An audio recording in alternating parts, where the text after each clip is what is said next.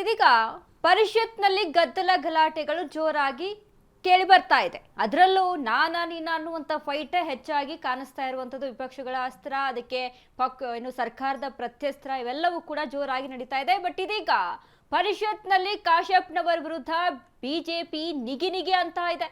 ಕಾಶ್ಯಪ್ನವರ್ ಹೇಳಿಕೆಗೆ ಪರಿಷತ್ನಲ್ಲಿ ಭಾರಿ ಆಕ್ರೋಶ ಕೂಡ ಕೇಳಿ ಬರ್ತಾ ಇದೆ. ಪರಿಷತ್ನಲ್ಲಿ ಕಾಶ್ಯಪ್ನವರ್ ವಿರುದ್ಧ ಬಿಜೆಪಿ ನಿಗಿ. ಪರಿಷತ್ನಲ್ಲಿ ಕಾಶ್ಯಪ್ನವರ್ ಹೇಳಿಕೆಗೆ ಇದೀಗ ಭಾರಿ ಆಕ್ರೋಶ ವ್ಯಕ್ತವಾಗ್ತಾ ಇದೆ. ವಲಗೇರಿ ಪದ ಬಳಕೆ ಮಾಡಿದ್ದಕ್ಕೆ ವಿಪಕ್ಷ ರಣರಣ. ಸಚಿವ ಕಾಶ್ಯಪ್ನವರ್ ವಿರುದ್ಧ ಮುಗಿಬಿದ್ದ ವಿಪಕ್ಷ ನಾಯಕರು. ಕಾಶ್ಯಪ್ನವರ್ ಧನತಿಗೆ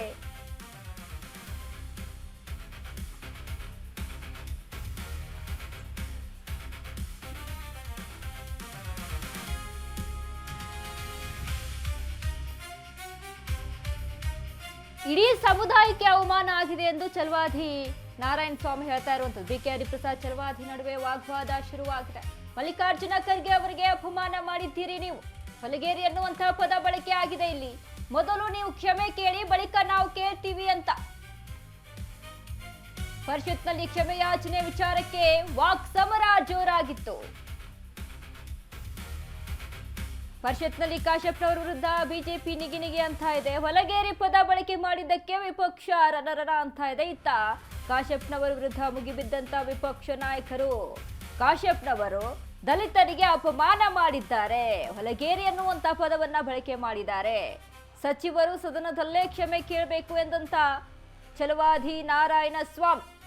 ಕಾಶ್ಯಪ್ನವರ ವಿರುದ್ಧ ಅಟ್ರಾಸಿಟಿ ಕೇಸ್ಗೆ ಆಗ್ರಹ ಕೇಳಿ ಬರ್ತಾ ಇದೆ. ಇಡೀ ಸಮುದಾಯಕ್ಕೆ ಅವಮಾನ ಮಾಡಿದ್ದಾರೆ. ಈಗಾಗಲೇ ಒಂದು ಕಡೆ ಕೇಳಿ ಬಂದಂತ ಸುದ್ದಿ ಏನು ಅಂತ ಅಂದ್ರೆ,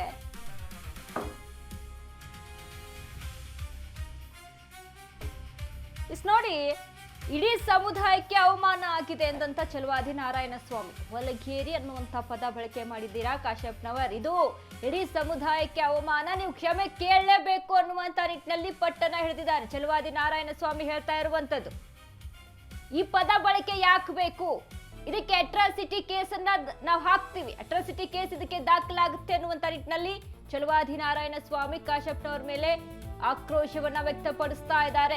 ವಿಪಕ್ಷಗಳು ನಿಗಿ ಅಂತ ಇದೆ ಈ ಒಂದು ಸ್ಟೇಟ್ಮೆಂಟ್ ಇಂದಾಗಿ. ಸದನದಲ್ಲಿ ಹಾಗಾದ್ರೆ ಏನಾಯ್ತು, ಮೊದಲು ಏನೆಲ್ಲ ಅಲ್ಲಿ ಚರ್ಚೆ ಆಯ್ತು ನೋಡ್ಕೊಂಬರೋಣ. ಅಲ್ಲ, ಯಾವ ವಿಚಾರ? ಮಾನ್ಯ ಕಾಶ್ಯಪ್ಪನವರು ದಲಿತರನ್ನ ನಿಂದಿಸಿದ್ದಾರೆ.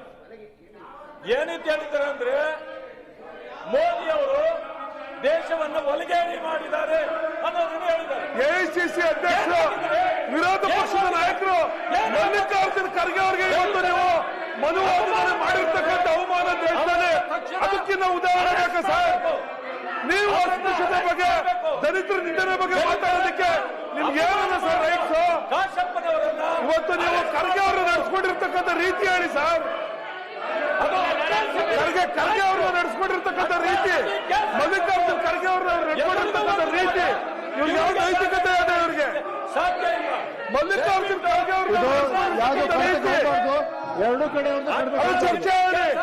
ಮಲ್ಲಿಕಾರ್ಜುನ ಖರ್ಗೆ ಅವರು ನಡೆಸ್ಕೊಂಡಿರ್ತಕ್ಕಂಥ ರೀತಿ ಚರ್ಚೆ ಆಗಲಿ. ತಕ್ಷಣ ಬದಲಿಸಬೇಕು. ಮಾನ್ಯ ಮುಖ್ಯಮಂತ್ರಿಗಳಲ್ಲಿ ನನ್ನ ಮನವಿ ಇದೆ.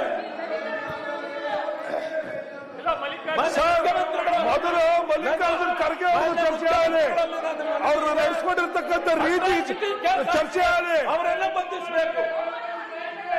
ದಯಮಾಡಿ ನೀವು ದಲಿತರಿದ್ದೀರಿ, ವಿರೋಧ ಪಕ್ಷದ ನಾಯಕರಿದ್ದೀರಿ. ಮಲ್ಲಿಕಾರ್ಜುನ ಖರ್ಗೆ ಅವ್ರ ಬಗ್ಗೆ ಏನ್ ಹೇಳ್ತೀರಿ ಸರ್? ಮಾತಾಡೋದಕ್ಕೆ ಉತ್ತರ ಕೊಡಿ ಸರ್. ಮಲ್ಲಿಕಾರ್ಜುನ ಖರ್ಗೆ ಅವರು ನಡೆಸ್ಕೊಂಡಿರ್ತಕ್ಕಂಥ ರೀತಿ ಬಗ್ಗೆ ಹೇಳಿ. ಅದು ಪ್ರೆಸ್ ಮೀಟ್ ಅಲ್ಲಿ ಈ ರೀತಿ ಮಾಡಬಹುದಾ?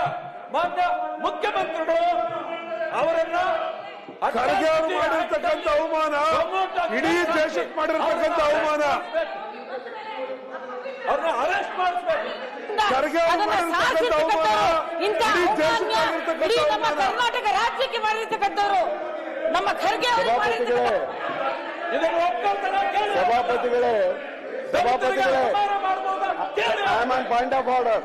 I want certain clarification from. Okay, hey, in point of order. I'm on the point of order and the sudden clarification from the chair. ಅಲ್ಲ ಯಾವ ವಿಚಾರ ಮಾನ್ಯ ಕಾಶಪ್ಪನವರು ಅದು ದಲಿತರನ್ನ ನಿಂದಿಸಿದ್ದಾರೆ. ಏನಂತ ಹೇಳಿದ್ದಾರೆ ಅಂದ್ರೆ ಮೋದಿ ಅವರು ದೇಶವನ್ನು ಒಲಗೇರಿ